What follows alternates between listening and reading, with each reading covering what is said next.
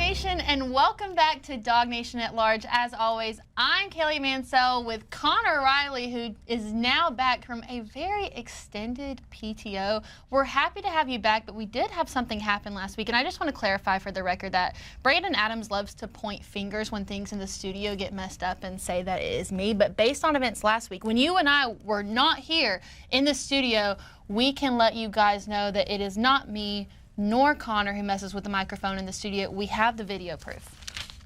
It all like matches up together well, and I could see their vision is the same, and it's a strong vision, and I could tell where they want to be at. All right, guys. I tell you what, that's fantastic. Never before seen footage. We thought about saving it for the bloopers at the end of the year, but it was just so good we had to show it now. So that's what you're leading with today, not an important anniversary. What is the important anniversary? Wow. You know, I thought you were a fan and just a general appreciator of knowledge, but on this day, 220 years ago, in the arguably great state of New Jersey, Alexander Burr shot and killed, or Aaron Burr shot and killed Alexander Hamilton. Don't try to come at me right there if you don't even know who it was that shot Alexander. It was Aaron Hamilton. Burr. I think Alexander Burr is an easy name to conflate. Okay, but if you're going to try to be a smart you-know-what about this, make sure that you have your grammar intact, Connor. That's not grammar. It was actually a name, but that's neither here nor there. Okay, well, in case you guys didn't know, today is a very important date in history in light of Alexander Hamilton, R.I.P. King. We will never forget about him. Well, he was not a king. Well, you know what I'm like. He played a key part, metaphorically, he was a king. Okay, well, anyway, Alexander Hamilton, one of my personal favorite figures in history. Hope that works for you. But we did also want to display that wonderful clip that has never before been seen of Jeff Sentell. And now, Brandon, you know that it's not me that messes up your microphone every week. And with that, let's go ahead and get started on today's show. This is DawgNation at Large. It's the show for the new breed of Georgia Bulldog fan. This is DawgNation at Large with DawgNation insiders Connor Riley and Kaylee Mansell. All right, DawgNation, this is DawgNation at Large, the newest show that DawgNation has to offer, where we talk about all things, whether it be Georgia football, pop culture, or apparently important dates in history. You never know what you're going to get with DawgNation at Large, but why don't we go ahead and get into today's show. This is what we're going to be breaking down on DawgNation at Large. SEC Media Days is taking place next week. What are the 3 questions we would like to see answered when Georgia takes the stand at SEC Media Days? EA Sports released their top 100 players within the game. 6 Dogs make that list.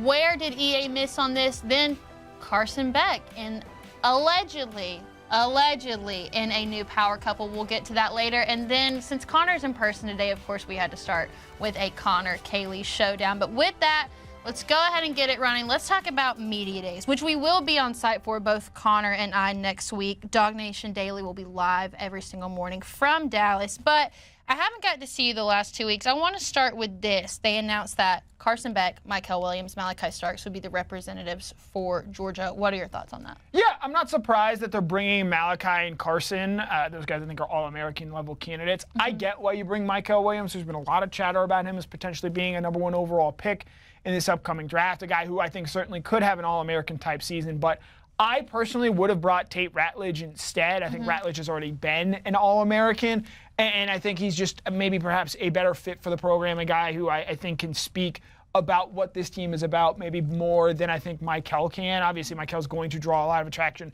and is a worthy suggestion.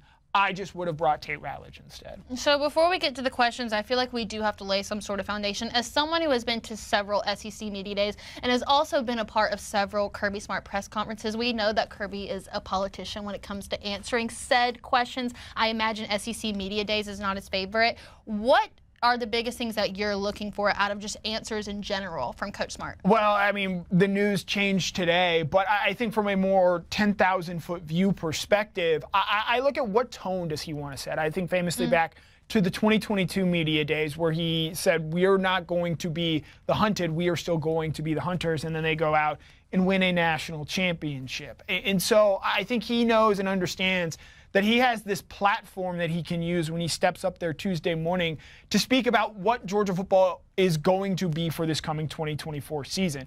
And so having that ability, he understands that well. I was really impressed, and I've become impressed by how he uses his words in this setting to sort of share how he views this team and what they're looking to do and what is important about this team for this coming season.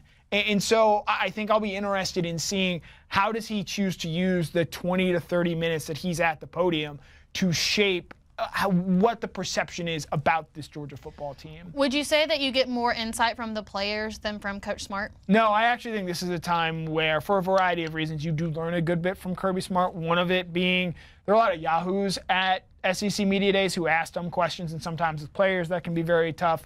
Whereas I think with the coaches, and plus we do get him in a smaller section, I think Kirby is a little bit more open in this situation than he necessarily is with just the local Athens reporters. All right, so now let's get to the questions. You just mentioned that things have now changed as of events that have happened today. Obviously a problem, and not just this year, but for the last few years that's been talked about at media days is the driving incidents and the things that consistently seem to happen to the Georgia football team when it comes to driving incidents. So I imagine that that's probably going to be something that's hit really, really heavy on when Kirby takes the stand. Yeah, as we record this today, we learned that Small Munden and Bo Hewley were both arrested on reckless driving charges. Again, at this point in time of recording, we don't know the full details of those. We have not yet gotten the arrest reports, but these are the third and fourth driving-related arrests this offseason after having several this previous offseason. And we think so much back to last year. What was Kirby going to say speaking in front of so many people following, obviously, the tragedy involving Devin Willock and Chandler LaCroix?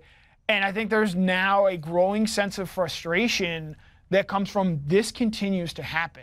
And, you know, look, last year, obviously a tragedy and working through everything that happened after that. And then the additional arrest of Marcus Rosemary-Jack-Saint, Denylin Morissette, obviously aren't helpful there. But now going into this season, a full year, you see someone like Small Munden who's expected to be a team leader, who was a part of that 2023 team and was around the program when Devin Willock was with Georgia. And to have this happen for a player like Small Munden to be charged with reckless driving and racing here, it leads to a lot of questions. And, you know, you've seen people throw out the idea of, should Kirby Smart kick them off the team? Clearly the message is not getting through when it comes to these guys. And again, the questions keep having to be asked. And Kirby's going to get up there and he's going to defend Small Munden as a person. He's going to defend Bo Hewley as a person, as a coach, I believe, should. We know Kirby Smart's not going to give you anything in terms of what a suspension might possibly look like or what a punishment might possibly look like. And because of the way that Kirby has elected to handle this, and because of the fact that it seems to keep happening, you're going to continue to get these questions. Where last year we went there, we all expected Kirby to talk about it. Prior to this morning, I don't think anyone was going there with the expectation that Kirby was going to have to get up there and talk about it. But with these two latest arrests, that is what we now find ourselves doing. And I know Georgia fans don't want to hear what Kirby Smart has to say on the matter because they want to hear about this upcoming team and how it's going to look against a schedule that includes a Texas and an Alabama.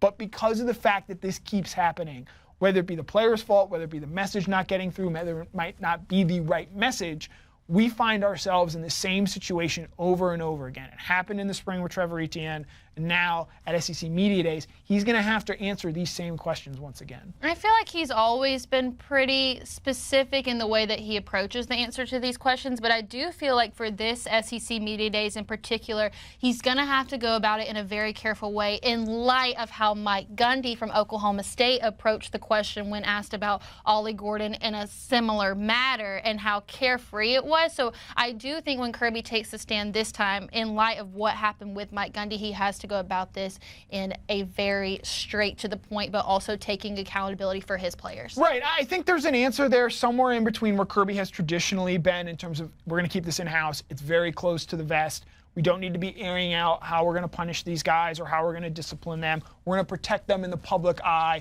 and punish them in the private. Whereas Mike Gundy, while I appreciate his honesty, was probably a little too honest, specifically talking about the quote-unquote thousands of times. PR was working overtime. I feel for our Oklahoma State fans and friends and reporters who were having to deal with that. But I think that, you know, there's a middle ground there where you can acknowledge that this is a problem. And because at Georgia, unfortunately, now it just is. Like, this keeps happening for a second year in a row. And you can both acknowledge that, while I think also saying, like, this racing incident is not who Smile Munden is, because I don't believe that it is. But there's got to be some sort of public acknowledgement that this, whatever Georgia has been doing, has not been working, because it seems to keep happening.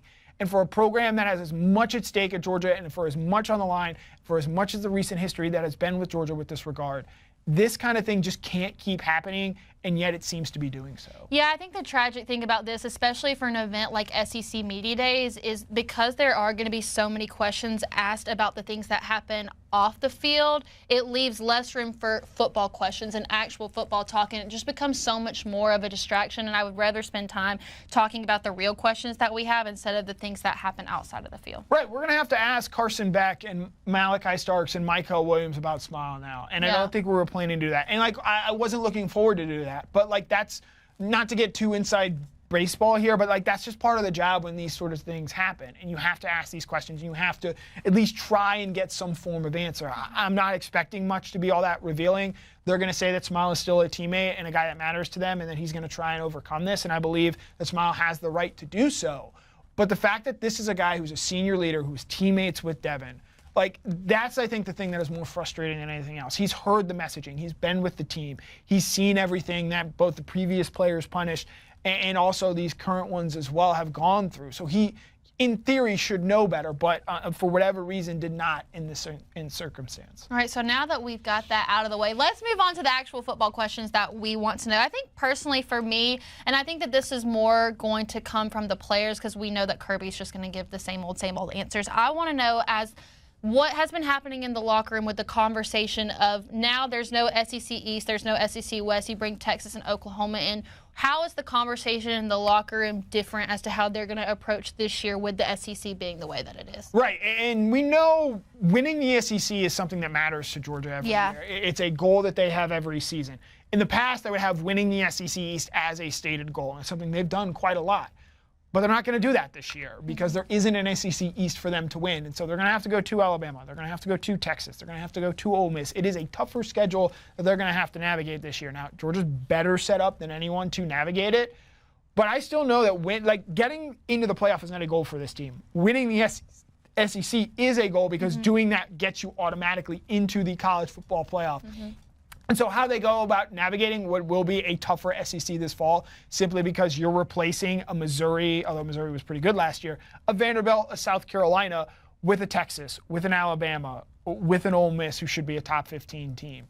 And so having that tougher schedule, along with the fact that you open against Clemson, I think is going to make things all the more difficult in terms of Georgia going out and trying to accomplish its goal of winning the SEC. Yeah, and I think that the player's perspective really comes into play here. We talk about we want to know what's going on in the locker room, like how much more vocal has Carson Beck been behind the scenes, because we know he's more of a lead by example as opposed to lead through words. So I would want to know from the players, like, how has Carson Beck stepped up in the locker room as a leader too? Yeah, this is going to be a big spotlight for Carson here at SEC Media Days. Some think he's the best quarterback in the country. Our friends at UGA Sports disagree. We'll get into that later. But I think with Carson, like, he's got a chance. And again, he's not this super loquacious, outgoing person. He is a little bit more guarded. And so I'll be interested in seeing how he deals with the attention, with the fame, with the spotlight that comes with him being not just the #1 quarterback on the #1 team in the country, something he dealt with a season ago, but being perceived as the best quarterback in the country, because I don't think that was something that he was seen as a year ago when you had a Caleb Williams or a Drake May or a Jaden Daniels type player there. Like a clear #1. A clear #1. And so I think Carson Beck could be, that guy this year. And so how he handles that, something that we haven't really seen a Georgia quarterback have to go out there and handle. You know, Stetson Bennett's story was a lot of different things. He did not walk in the shoes that Carson is going to have to walk in this year. And so I'll be interested in seeing, in really a first national spotlight, how Carson goes about doing that. So from your perspective as someone who is writing these stories, when you're going into Dallas next week, what's the one thing that you want to be answered? I think the big thing, we'll set the driving stuff aside for a variety of reasons. I think a health update on Malachi Starks is probably just an easy one. I know it's easy to forget, but he did not practice this spring recovering from a shoulder injury. I think Malachi Starks is the best defensive player in the country, and this is a guy you need to be at your best if this team is going to reach its apex. And so how he is doing, the fact that he's coming here to Dallas, I think is a very good sign. He needs to be a top 5 player in the country for Georgia to do what it needs to do this year. And making sure he's 100% is probably an easy one to check off. It's an easy one to oversee. But as much as we talk about Carson and as much as Mikel is an interesting player, I think maybe Malachi in some regards might be taken advantage of because of how great he is in his perception. When this is a guy where we should be thrilled that we get to see him play another season of college football. So from a Georgia standpoint, how do you evaluate a successful media day? What does a successful UGA media day look like? I mean, if you're a fan, you want to hear them saying good things, like we're going to go back and claim the SEC East this year. I think if you're a Georgia perspective and you're interested in Georgia PR, no viral stories, nothing that big breaks out, kind of a ho-hum. I thought all publicity was good publicity. You got a lot to learn. So it's just sort of a quiet day where I think Kirby's voice carries the loudest. I think that would be deemed a successful day because ultimately, talk is cheap, and the players know they have to be the ones that go out in the field and actually perform and back up some of those words. So with that, we do want to remind you guys that we will be on scene in Dallas next week for SEC Media Days. We will be broadcasting DawgNation Daily Live Monday through Thursday, so make sure to check us out at 10 a.m. where we will be covering all things SEC Media Day, and make sure to check out DawgNation.com to see all the SEC Media Day stories that both Connor Riley and Mike Griffith put up. Let's move on to some video game talk. It was one of the last things that we talked about before we went on PTO. We've had more rankings come out since EA Sports released its top 100 players, and just like the other rankings, it does come with some controversy. However, 6 dogs do crack the top 100. I believe we have the list. Malachi Starks comes in at number 7. Tate Ratledge at number 10. Carson Beck at number 18 is the second highest rated quarterback. Mikel Williams comes in at 20. Dylan Fairchild at 48. And Oscar Dell barely just breaking the top 100 at the 99 rank. I don't even know where we begin here. Let's start with Malachi Starks. I do feel like Malachi and Mikel, in my mind, are the 2 most accurate placements on this list. I feel like Malachi Starks is going to be a top 10 draft pick, so it makes sense for him to be within the top 10 of players, but I just can't wrap my head around the fact that Carson Beck is that low on the list and is not the highest rated quarterback. One, Malachi Starks should be ranked ahead of Caleb Downs. I know Caleb Downs is a fantastic player. Going to go out there and do some impressive things at Ohio State. Malachi Starks is a better football player than Caleb Downs, and more experienced. More experienced. And again, not taking anything away from Caleb Downs. I'm not saying he's a bum. He is far from that. He's a very, very great football player. I just think right now Malachi is a better player than him and should be ranked higher. I agree with you that Carson Beck should be ranked ahead of Shedeur Sanders. Sanders coming in at 17, Carson Beck coming in at 18. That's going to be a debate that I think goes on all season long, and they're just asked to do very different things. Carson is playing on the #1 team in the country. Shedeur Sanders is playing on a team that went 4-8 last year and could well go 4-8. The ball is really low. Yeah, the bar. The bar. I'm thinking about football, guys. I got football in my mind. We're so close to the season. The bar is set really low. I think the one that I was surprised to see, and you might be able to back this up more with your plethora of football knowledge, Dylan Fairchild at 48. Started in 10 of 14 games. I thought that maybe it would be Xavier Truss instead. Dylan Fairchild's placement is interesting here. The Pro Football Focus numbers love Dylan Fairchild's game. While I'm always somewhat critical of those grades and the way that they view things because it's impossible for them to know what a player is tasked with doing on each specific play, Dylan Fairchild's a really good player. And I do think that Georgia probably should have had a second offensive lineman in addition to Tate Ratledge listed there. I maybe would have gone with an Ernest Green instead, a guy that started all 14 games for Georgia last season at left tackle. Sure, he doesn't have the Amarius Mims type length and size, but that guy was a stud last year from the moment the season started. And so that's a guy who I think maybe you could have seen him there. Obviously, Fairchild has great metrics.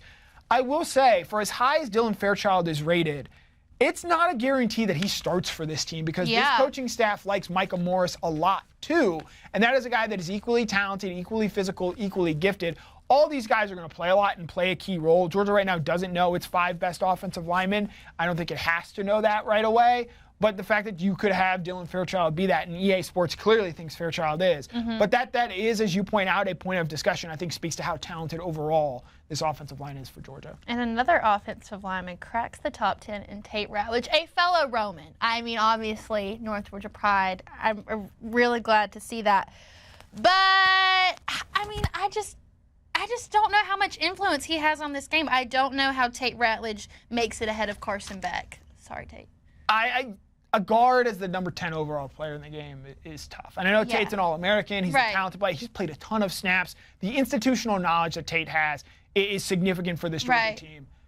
The 10th best player in all of college football, according to EA Sports, that's a little tough for me. Do you think that there's a little bit of bias in the mullet? I think there's a little bit of bias in the North Georgia aspect. Whoa, by EA Sports? By EA Sports, yes. I mean, I have nothing to do with that. Micah Morris is not a South Georgia player. I wouldn't count Michael Williams as a South Georgia guy. I don't see any South Georgia guys on that list from Georgia. I wasn't really looking. Well, of course not. You don't like South Georgia, and so maybe there is a little bit of North Georgia bias there. Okay, let's talk about the one that we haven't gotten to yet, which is Oscar Delp breaking in at number 99. I thought that was really strong. You look at the ratings here, still a 90 overall. I do think that, because of Brock Bowers, Oscar Delp kind of got lost in that shadow behind him. But, I mean, he's a North Georgia guy, too, by the way. Are we going to count Cumming as North Georgia? That's Metro Atlanta. I mean, yeah, I'm going to say, like, I feel like anything, like Macon is Middle Georgia, right? Anything above Macon is Central Georgia. That would be North Georgia, right? I count that as sort of Metro, but if you want to count it as North, it is geographically centered in the northern part of the state. So you could potentially count him as a North Georgia Bulldog. Well, the point is, I was glad to see Oscar Delp in the commercial for the game, so I think it makes sense that he breaks the top 100. I find it interesting that they gave him an 88 overall hurdle. That's pretty good. we know Oscar loves to mash that triangle button, and so I look forward to seeing how high he can get in the upcoming version of the game. Was there anybody you feel like they missed out on?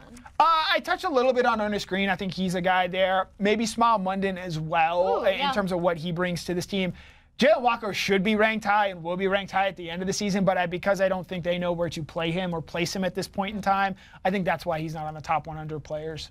I've seen a lot of people talk about Trevor Etienne. Do you think if Trevor Etienne were still playing for the Florida Gators that he would have made the top 100? I don't think so.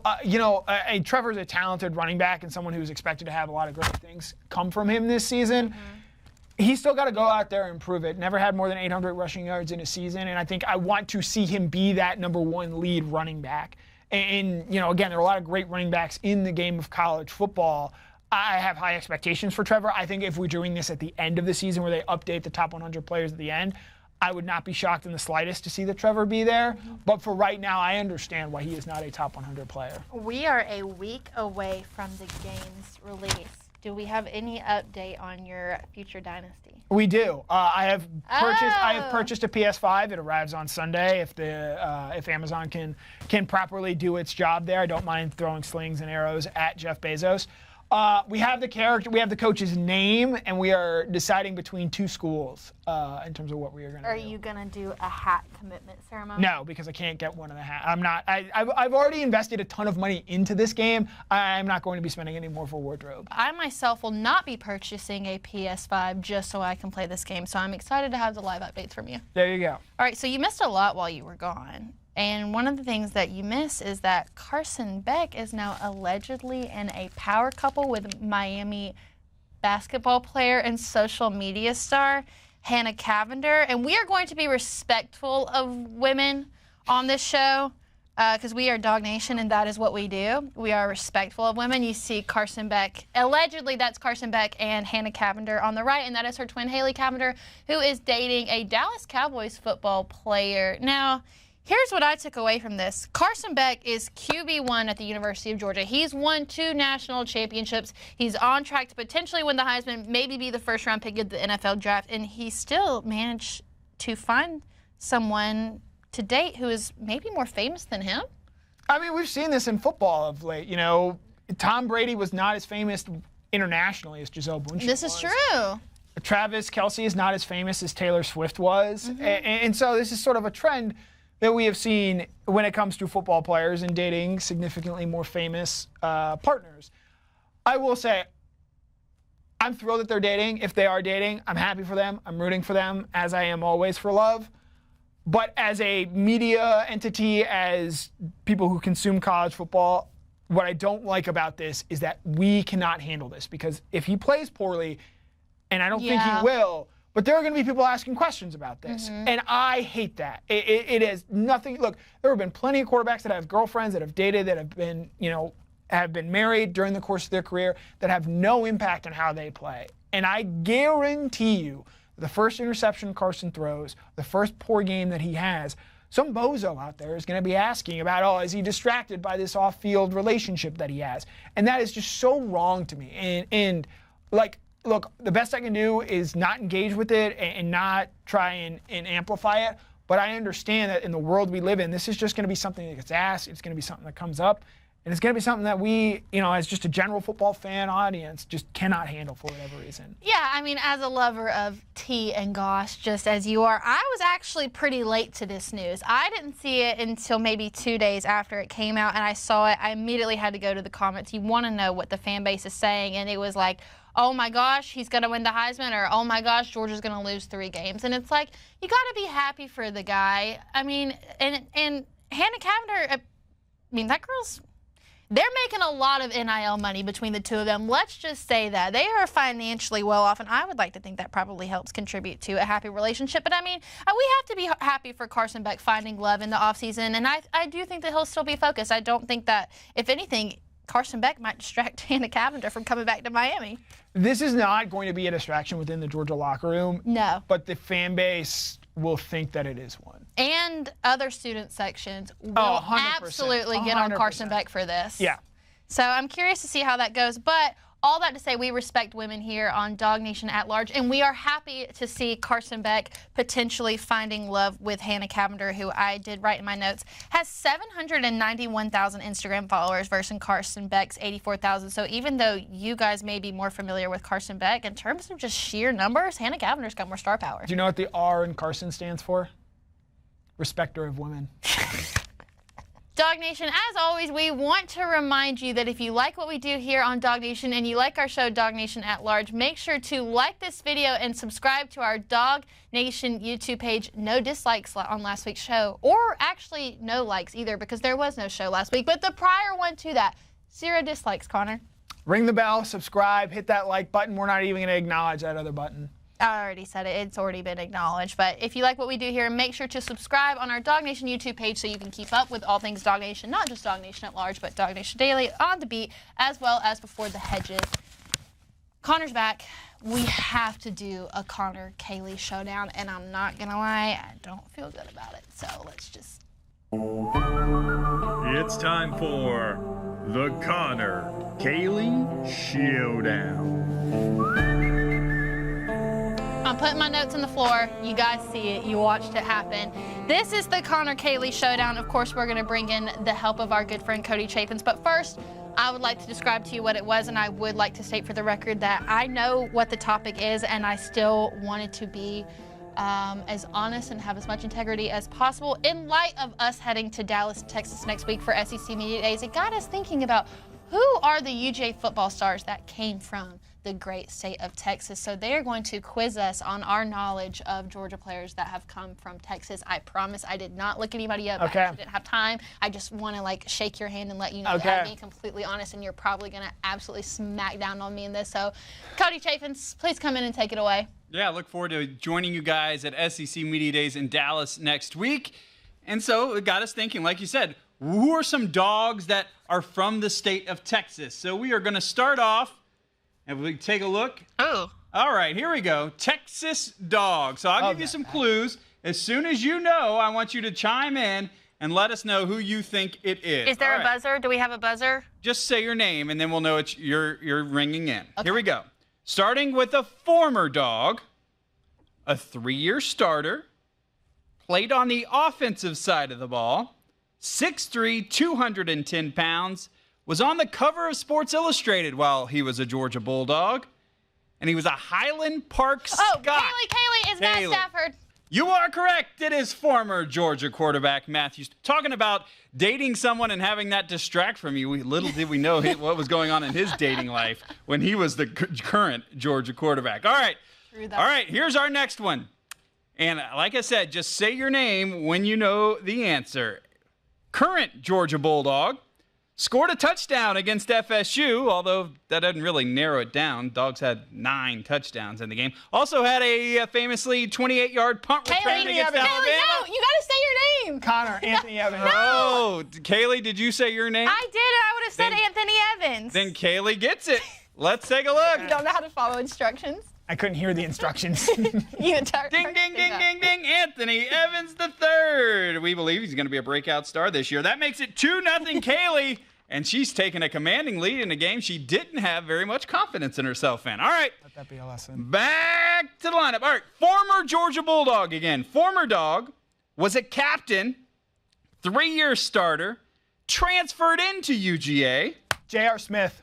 Connor Riley, J.R. Reed. No, yes, you're correct. It is J.R. Reed. As soon as you said J.R. And he gave us one of our favorite meme machine moments ever. So, yes. All right. Connor's on the board. It is now 2-1, Kaylee on top. All right, here we go. Going again.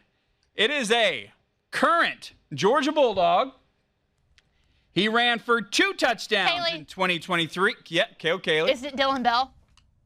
That's correct. You didn't even let me get through all. Ran for 2, caught 2, and threw 1 touchdown in 2023. Dylan Bell. Kaylee up 3-1, and we only have 1 to go. So Connor, we're going to be out of luck, but we're all winners with the next one. All right, here we go. Current Georgia Bulldog. Connor Riley, it's Cash Jones. Dang it! He played in every game last year, had 2 tackles, a forced fumble against FSU, has scored 3 touchdowns in his UGA career so far. And speaking of Brocks, he's my favorite Brock from Brock High School in Brock, Texas.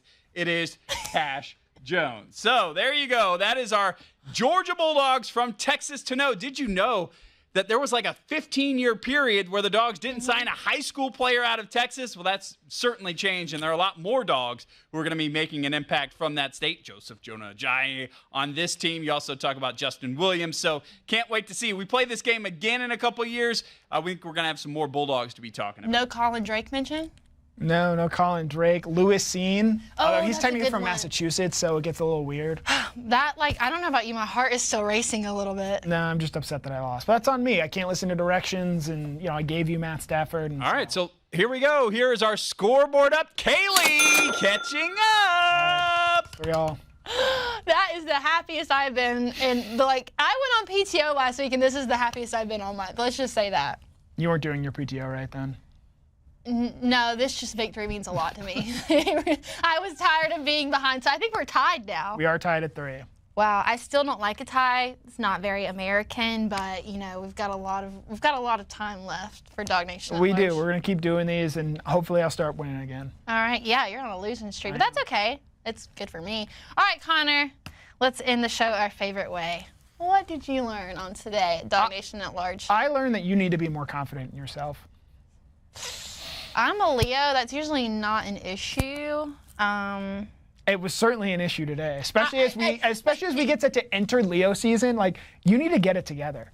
Wow, I kind of felt that in my soul. I guess it's not really a lack of confidence in myself. It's how confident I am in you. You just know so much about Georgia football players, so I felt like I was more confident that you were going to win this than I was. Does that make sense? No, you need to be more confident in yourself. Okay, well I guess that's good advice, right, heading into Leo season. I do celebrate my birthday next month, by the way, just so you guys.